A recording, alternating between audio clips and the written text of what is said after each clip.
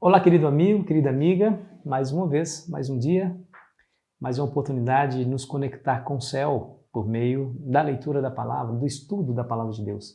Estamos compreendendo aí vários assuntos dentro do livro de Hebreus e obrigado por sua companhia diária e também por sua colaboração quando você compartilha esse vídeo com seus amigos e familiares. Continue assim, porque a palavra de Deus não para em você, vai continuar abençoando, iluminando o coração de muita gente, se você assim o fizer. Obrigado. Se você ainda não fez, se junte a nós, tá bom? E aí, já é inscrito no nosso canal? Ainda não?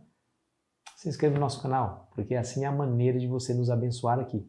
Um canal que tem bastante inscritos é um canal que será visto pela plataforma do YouTube como um canal importante que precisa ser divulgado. Aí o próprio YouTube se encarrega dessa tarefa. E o que acontece? É a palavra de Deus que vai. É a influência do Espírito Santo. Eu somente sou um mensageiro, não importa a pessoa, não importa é a palavra que tem poder. Vamos juntos, o sacrifício perfeito de Jesus. Bom, Deus estabeleceu todo aquele sistema sacrificial no passado para ensinar o povo de Israel a malignidade do pecado, para ensinar o amor de Deus pela humanidade, o interesse que Deus tem pela humanidade, a fim de redimi-la e salvá-la. Deus estava demonstrando em atos e cerimônias como que um dia ele resolveria definitivamente o nosso problema mais profundo, que é o problema do pecado. Quando o indivíduo levava lá o seu cordeirinho e o matava, alguém estava morrendo por ele. O pecado é maligno na sua essência, porque gera a morte. O pecado, o salário do pecado é a morte. Aquele indivíduo matava aquela pobre vítima, que seria perfeita. Não podia ser manchada, nem manca, nem cega, nem doente, não poderia ter mancha, tem que ser branquinho de 1 ano, ele deveria sacrificar esse pobre animal, porque ele cometeu um pecado. Isso trazia um impacto ao coração daquele indivíduo, para que ele visse a malignidade do seu ato e não o cometesse novamente. Mas também mostrava um grande amor e interesse de Deus para o povo, quando aquele cordeirinho simbolizava o perfeito Filho de Deus. João Batista viu Jesus passando e disse: eis o Cordeiro de Deus que tira o pecado do mundo. Jesus foi sacrificado. Ele era perfeito, não cometeu nenhum ato de injustiça, nenhum ato pecaminoso. No entanto, ele ofereceu a sua vida em nosso favor. Agora, qual é a comparação do ministério de Cristo, do sacrifício de Cristo, com o ministério dos sacerdotes do Antigo Testamento e os sacrifícios que eles ofereciam? Bom, é isso que nós vamos ver hoje. Veja, por exemplo, Hebreus capítulo 7, versículo 27, falando do sacrifício de Cristo. Olha o que a Bíblia diz. Que não tem necessidade, como sumos sacerdotes, de oferecer todos os dias sacrifícios, primeiro por seus próprios pecados, depois pelos pecados do povo, porque fez isto uma vez por todas, quando a si mesmo se ofereceu. Aqui nós percebemos a transitoriedade dos sacrifícios e do próprio sacerdote, porque como pecador, para se aproximar de Deus, ele precisava primeiro se consagrar, ele precisava primeiro ser perdoado dos seus próprios pecados. Então ele, antes de oferecer para o povo, oferecia por si próprio, a fim de se habilitar a ser o intercessor que Deus aceitaria. Interessante, né? Jesus não. Diz a Bíblia que Jesus não cometeu nenhum pecado. Ele fez isso uma vez por todas, quando a si mesmo se ofereceu. Ofereceu de uma vez por todas, o caráter aqui permanente, definitivo do sacrifício de Cristo. Capítulo 10, versículo 10 vai nos dizer: nessa vontade é que temos sido santificados, mediante a oferta do corpo de Jesus Cristo, uma vez por todas. Aqui o apóstolo Paulo faz um link do oferecimento do corpo de Cristo de maneira definitiva, uma vez por todas. Agora nós não precisamos mais realizar sacrifícios de animais, porque Jesus já foi sacrificado. Ele faz esse link com a santificação. Ele diz lá, nessa vontade é que temos sido santificados por meio do oferecimento do corpo de Cristo. Essa é a realidade. No tempo dos levitas, eles, por conta da morte, eles deveriam ser substituídos. Por conta do pecado, eles deveriam oferecer primeiro o sacrifício para si. E a própria ineficácia do próprio sacrifício. Capítulo 10, versículo 4 diz assim, ó, porque é impossível que o sangue de touros e de bodes remova pecados. O apóstolo Paulo enfatiza essa ineficácia no capítulo 9, versículo 9. Diz assim, ó, é isto uma parábola para a época presente, e segundo esta se oferece tanto dons como sacrifícios, embora estes no tocante à consciência sejam ineficazes para aperfeiçoar aquele que presta culto. Percebeu aqui, meu querido amigo, minha querida amiga? É isso. Agora, o sacrifício de Cristo era diferente. Se nós compararmos as duas coisas, nós vamos ver um vale imenso de diferença. Primeiro, porque o sacrifício de Cristo era eficaz. O sangue de Cristo pode redimir, pode purificar, pode comprar. O sangue de bodes, não, era somente um símbolo.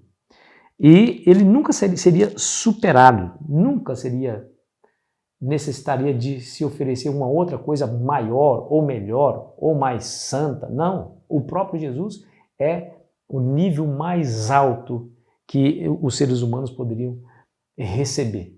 Ou seja, o maior presente que Deus poderia dar à humanidade foi o seu Filho. Os sacrifícios do Antigo Testamento precisavam ser repetidos diariamente, porque eram ineficazes, não tinham um caráter permanente. Por isso, eles precisavam repetir. Em segundo lugar,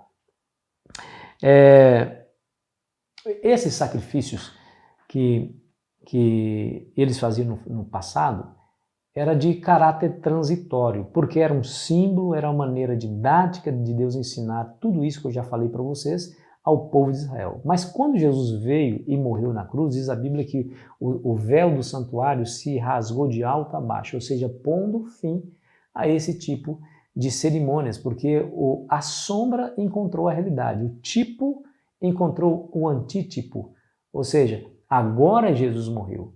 O seu sacrifício foi definitivo, foi de uma vez por todas. Não precisamos mais oferecer sacrifícios, não precisamos mais aquele véu que fazia separação entre nós e Deus, porque o Senhor Jesus é essa ponte. Coisa maravilhosa, né? O sangue de Cristo é isso.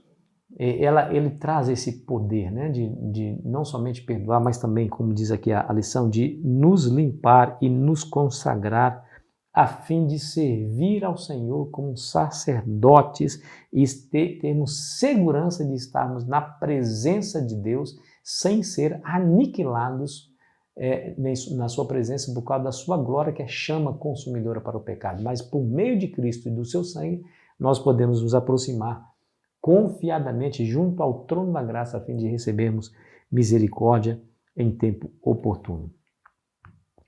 Agora, o interessante é que, além de tudo isso, o sacrifício de Cristo nos alimenta. De fato, é a verdadeira comida espiritual, o verdadeiro alimento espiritual.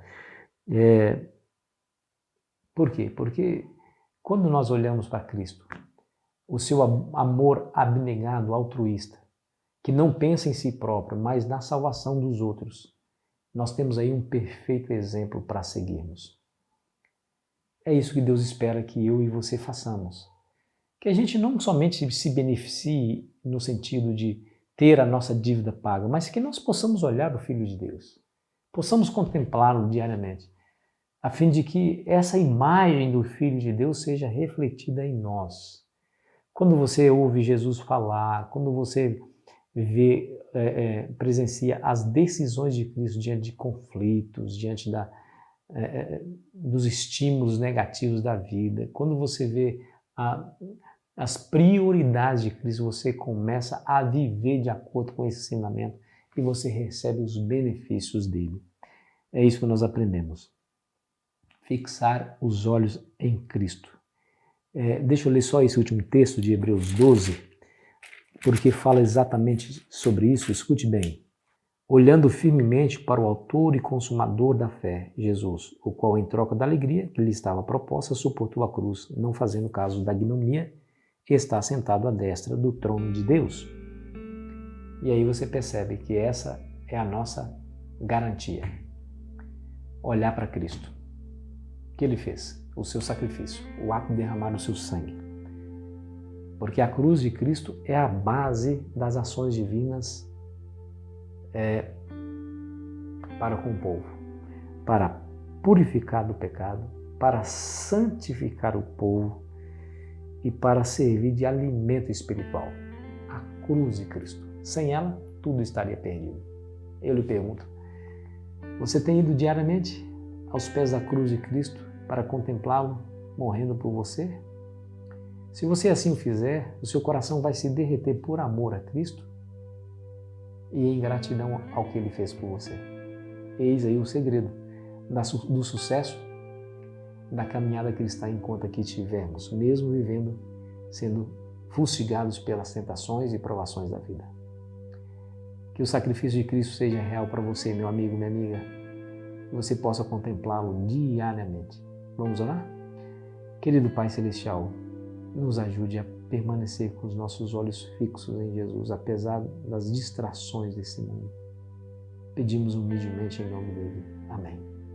Foi muito bom estar com você, querido amigo, querida amiga. Amanhã continuaremos a nossa jornada, a cruz e o custo do perdão. Você não perde por esperar. Aproveite bem seu dia.